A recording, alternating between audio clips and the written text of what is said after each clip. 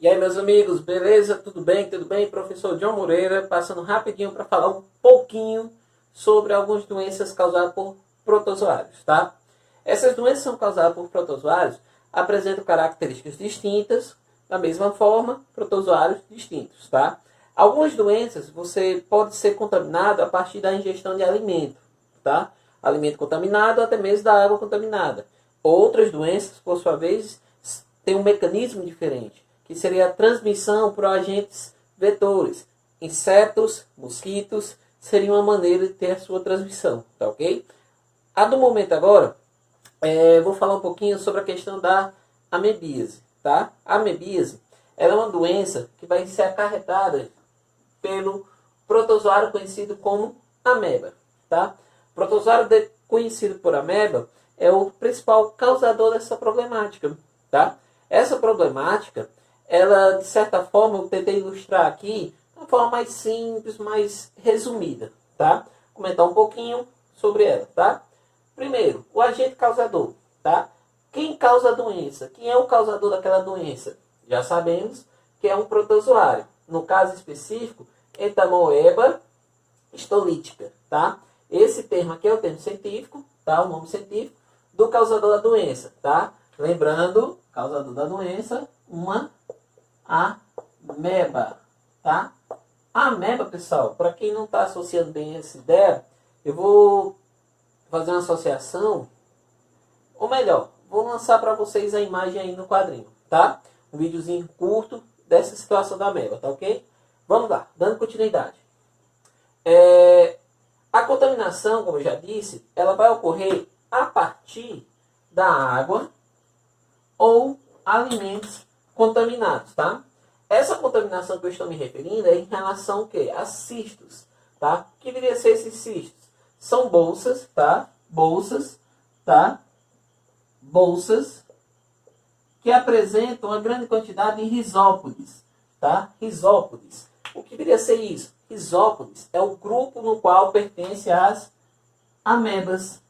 Então, nessa configuração, as amebas aqui em questão, elas têm esse grupo no qual elas irão formar uma bolsa formada de cistos que estarão presentes na água ou no alimento. Observe que esse cisto, necessariamente, não é só ele que vai causar a doença. Se você faz a ingestão da água contaminada e a presença de amebas, você desenvolve o problema sim. O cisto seria uma forma mais organizada desse conjunto de amebas, tá? Observem que o cisto, ele estará na água e em alimentos contaminados. Essa contaminação vai surgir a partir das fezes. Exatamente. As fezes, elas estarão contaminando a água e alimentos. Você pode até achar absurdo, mas John, como é que pode acontecer isso? Bom, a contaminação que eu estou me referindo aqui está ligada diretamente com a condição de quê? Do saneamento. Saneamento básico. Em regiões do nosso país, sabemos que o saneamento é precário ou muitas vezes nem existe, tá? E essa situação acaba agravando algumas circunstâncias em causadores de doenças, agentes causadores de doenças. No caso aqui, a ameba.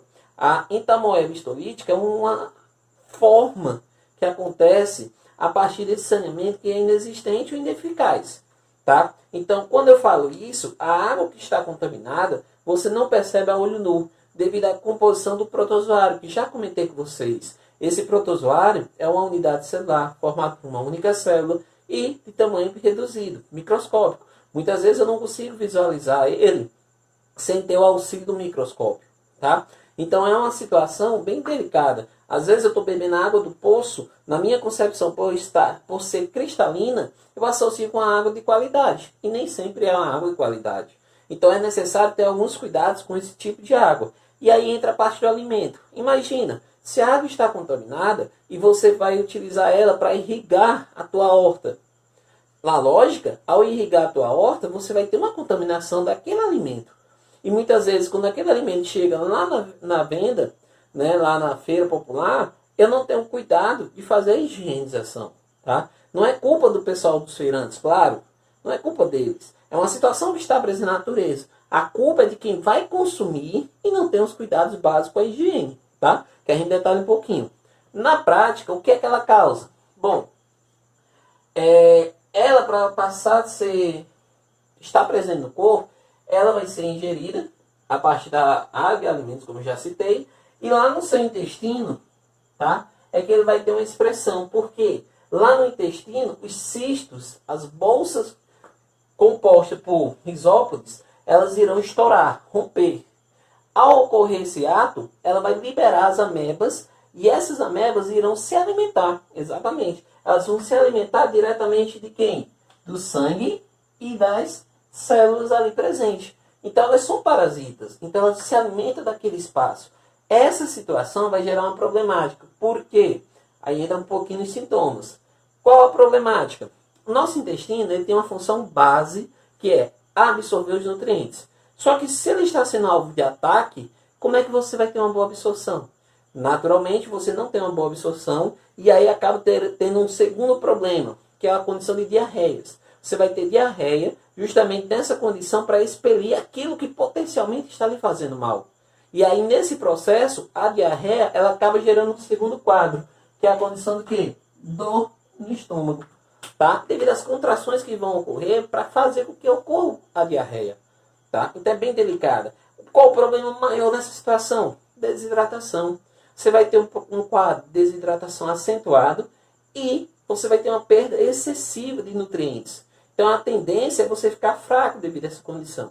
Isso em casos leves. Tá? É uma situação delicada porque 1 a cada 10 pessoas passam por essa problemática. Observando que esse número pode variar sim, em relação ao ambiente daquelas pessoas que estão lá, se tem ou não saneamento, tá? E é uma situação que, se você tem hoje esse problema, você não cria imunidade. Então eu posso estar hoje com essa problemática e daqui a alguns dias eu melhoro e no outro mês, se eu tomar água contaminada, eu vou desenvolver novamente esse problema. Então é algo sério. Então é algo que eu tenho que ter um cuidado, é algo que eu tenho que associar à minha vida, vamos dizer assim, meu estilo de vida. E aí, em casos graves, pode acontecer a diarreia ela vir coberta, ou melhor, ela pode vir ser uma diarreia sanguinolenta, ou seja, perda excessiva de sangue, tem um sangramento. E isso vai agravar mais ainda o quadro de desidratação, desnutrição e acarretar uma situação que é o fato da anemia. Exatamente, você pode ter princípio de anemia, onde você vai estar esse quadro em relação ao quê? À perda de células sanguíneas, tá? Medidas para dar em relação à profilaxia, ou seja, o que eu posso fazer para evitar essa problemática? Que maneira eu posso fazer isso, tá? O que acontece? A profilaxia, ela pode ocorrer quando? Quando eu vou fazer o tratamento da água. Aquela água que eu vou consumir, eu tenho que realizar um tratamento. Filtragem. Ou, se eu não tenho a condição de ter filtro, eu posso aquecer. Tá? O aquecimento da água ajuda a matar esses micro-organismos. Tá? Não adianta, detalhe, não adianta se você tiver o hábito ou costume, na sua condição, né, na questão cultural, de usar um pano para fazer como se fosse uma peneira. Isso ali não vai reduzir a contaminação, porque a entamoeba ela é microscópica. Então, dependendo do que você venha usar como peneira, acaba sendo ineficiente, porque ela não consegue delimitar, separar essa condição desses micro-organismos, tá? Então merece atenção. O aquecimento, filtrar a água são 2 meios para conseguir eliminar ela, tá? A entamoeba. Além disso, a higienização, tá? O hipoclorito, quando eu vou utilizar dissolvido em água, me ajuda a eliminar boa parte dos micro-organismos que potencialmente poderiam causar mal ao organismo humano, tá ok? Então, repetindo, falei um pouquinho sobre a amebíase, tá? Que é causada por uma ameba, especificamente entamoeba histolítica, tá? Situação bem comum em regiões pobres devido à falta de saneamento ou quando há um saneamento, ele é ineficaz, ok? Comentei rapidinho, espero ter ajudado vocês e vou estar lançando outros pequenos vídeos relacionados a essa temática de doenças causadas por protozoários. Abraço, fiquem bem.